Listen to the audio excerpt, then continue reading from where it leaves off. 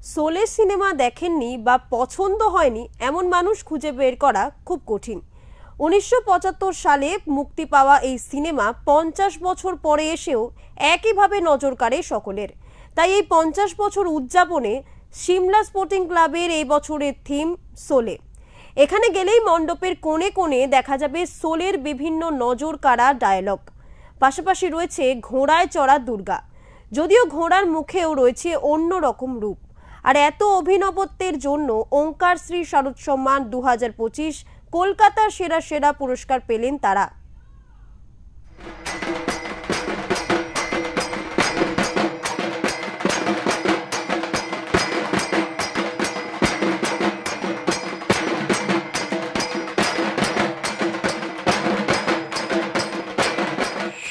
উত্তর থেকে দক্ষিণ, আবার পূর্ব থেকে পশ্চিম, কলকাতার বিভিন্ন প্রান্তে কিন্তু ঘুরে বেড়াচ্ছে ওঙ্কার বাংলার ক্যামেরা।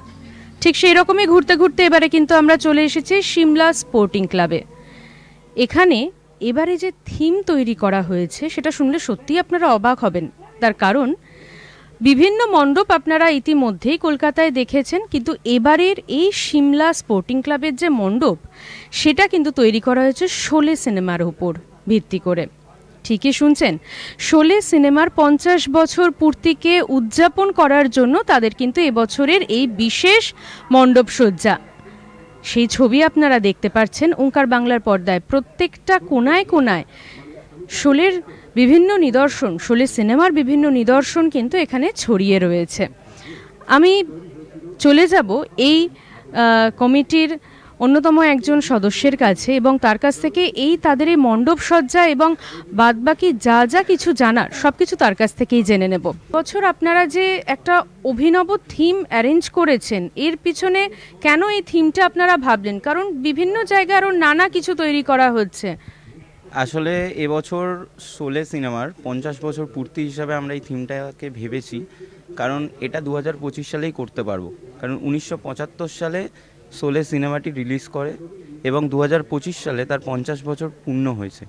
সেই হিসাবে আমরা সেই ভাবনাটাকে রেখে এই থিমটা ভেবেছিলাম প্রথমে। এবং তারপর আমরা আরও একটা জিনিস যেটা দেখতে পাই, যে দুটো জেনারেশন একটা কলকাতা শহরে, আমরা সবাই জানি অমিতাভ বচ্চনের একটা ফ্যান বেস আছে এবং অমিতাভ বচ্চন শোলে সিনেমার আগে অমিতাভ বচ্চন ছিল না। সেই শোলে সিনেমার পর যে ফ্লেভারটা অমিতাভ বচ্চন পেয়েছে এবং যে ভালোবাসা বাংলার মানুষ তাকে দিয়েছিল, সেই জায়গাটা মাথায় রেখে আমরা এবছর অমিতাভ বচ্চনকে ট্রিবিউট দিয়ে, শোলে সিনেমার 50 বছরকে ট্রিবিউট দিয়ে আমাদের মণ্ডপ সাজিয়ে তুলেছি। আমাদের বাজেট অনুযায়ী আমরা চেষ্টা করেছিলাম যে মানুষের কাছে ভালো জিনিসটাই নিয়ে যাব, যেটা দেখে মানুষ অন্তত যে আগের জেনারেশনের যে সকল মানুষ আছেন তারা একটা নস্টালজিক জায়গায় পৌঁছবে। এবং আমাদের মণ্ডপটা যদি আপনি দেখেন, যে আমরা বাইরের দিকটা রেখেছি একটা সাদা কালো ভিত্তি করে, যেটা আমরা পুরনো দিন দেখিয়েছি, এবং ভেতরটা যে মায়ের জায়গাটা রেখেছি সেই জায়গাটা পুরোটাই রঙিন, অর্থাৎ নতুন জেনারেশন। এবং এই জেনারেশনের মানুষের কাছে শোলে সিনেমা সম্পর্কে হয়তো এত কিছু তথ্য নেই যেগুলো আমরা এখানে দেখিয়েছি।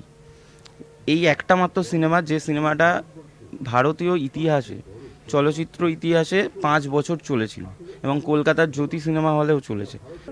অর্থাৎ সকল সিনেমা প্রেমী মানুষের এবং বিশেষত অমিতাভ বচ্চনের যারা ফ্যান রয়েছেন তাদের জন্য কিন্তু এই সিমলা স্পোর্টিং ক্লাবের এই পুজো কিন্তু সত্যিই আদর্শ। সিনেমা প্রেমী মানুষদের কাছে নিশ্চয়ই এবারে জানতে ইচ্ছে হচ্ছে যে তাহলে ওঙ্কার বাংলা সিমলা স্পোর্টিং ক্লাবকে ঠিক কোন পুরস্কারটা দিতে চলেছে। সিমলা স্পোর্টিং ক্লাব ওঙ্কার বাংলার পক্ষ থেকে ছিনিয়ে নিচ্ছে কলকাতার সেরা পুজোর তকমা ছিনিয়ে নিচ্ছে, এবং তারা কিন্তু পেয়ে যাচ্ছে কলকাতার সেরা পুজোর জন্য একটি স্মারক। আমাদের ওঙ্কার বাংলার প্রসেনজিৎ দা তিনি তুলে দিলেন ওনাদের হাতে এই পুরস্কার। Simla sporting club hip hip hurray, hip hip hurray, hip hip hurray. Omkar news hip hip hurray, hip hip hurray, hip hip hurray.